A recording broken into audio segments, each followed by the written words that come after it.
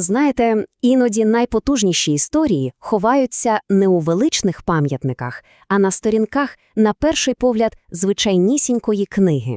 От сьогодні ми якраз і зазирнемо в українську граматику 1946 року, щоб відкрити для себе історію незламності цілого народу.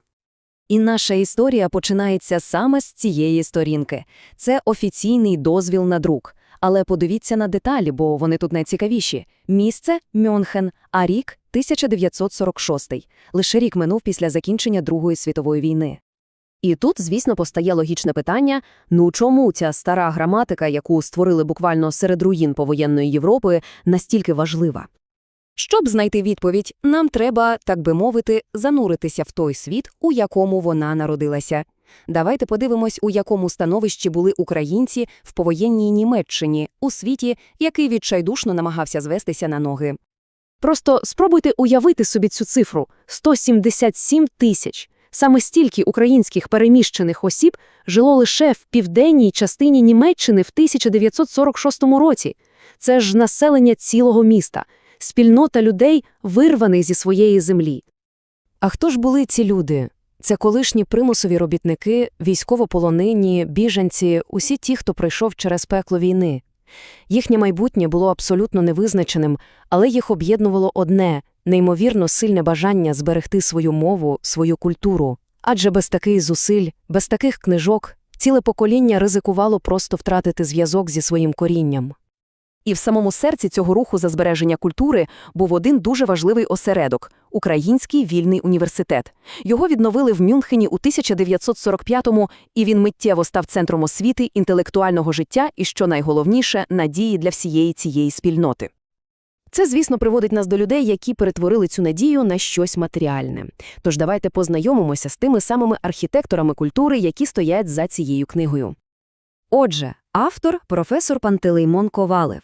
Це був справді відданий своїй справі мовознавець, який взяв на себе без перебільшення колосальне завдання – створити сучасний, зрозумілий підручник граматики для людей, розпорошених війною, які гостро цього потребували. І що цікаво, це була не робота однієї людини. Книгу офіційно затвердив професор Дмитро Дорошенко. Це був видатний історик, який тоді очолював відділ культури і освіти. Саме його підпис надав цій граматиці офіційного статусу, щоб її могли використовувати у школах та для самонавчання в таборах для переміщених осіб.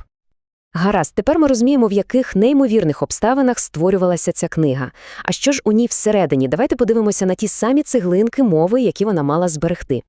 Книга побудована дуже логічно, як цілісна система. Вона складається з трьох основних частин. Починається все з фонетики, тобто зі звуків мови. Далі йде морфологія, це про частини мови і те, як утворюються слова. І завершує все синтаксис, який пояснює, як ці слова складаються у зв'язні речення. І ось тут ми бачимо, наскільки всеохопною була ця праця. Ліворуч – сторінка, де розбираються найдрібніші деталі чергування голосних, а праворуч – схема, що показує базову структуру простого речення. Тобто, від мікрорівня до макрорівня ця книга охоплювала всю мову. А ось, погляньте, чудовий приклад того, як це працювало на практиці. Звичайне відмінювання іменника «хата». Все чітко, структуровано, зрозуміло. Так, щоб кожен учень міг осягнути саму суть мови. І в цьому, власне, і була вся суть. Розумієте, це не був якийсь сухий академічний трактат. Це був практичний інструмент. Для шкіл, для гімназій, для тих, хто вчився самотужки. Це був інструмент для передачі мови далі, наступним поколінням. І це підводить нас до, мабуть, найголовнішого – до глибинного сенсу цього артефакту. Бо це був справжній пам'ятник мові. Щось значно більше, ніж просто книга. А щоб по-справжньому відчути, що стояло за цією працею, треба звернутися до слів самого автора, до його післямови. На цій сторінці його особисті думки про неймовірно складний, але врешті-решт вдячний процес створення цієї книги. Тільки вслухайтеся в ці слова професора Ковальова. «Щиро подякувати Богові, що дав мені силу впоратись з цим важким завданням, і добрим людям, що своєю відданою працею допомогли мені. У кожному слові відчувається і весь тягар зусиль, і неймовірна глибина вдячності».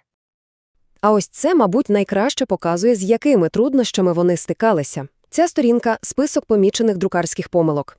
Можна було б подумати, що це список недоліків. але насправді це свідчення їхньої самовідданості. Це доказ того, в яких важких умовах доводилося друкувати книгу і як вони прагнули зробити її ідеальною. Саму ж граматику надрукували в друкарні Дмитра Сажіна в Аугсбургі. І тільки погляньте на фото цього міста. Воно, як і Мюнхен, теж поставало з попелу війни. Історія цієї книги просто нерозривно пов'язана з історією відродження цілого континенту. Так що ж ми маємо в результаті? Ця граматика – це, звісно, не просто підручник. Це символ незламності. Це доказ того, що навіть у найтемніші, найважчі часи спільнота може об'єднатися і зберегти свою культуру через силу мови. І вся ця історія, знаєте, змушує задуматись. У нашому світі, що постійно змінюється, що означає рідна мова для кожного з нас?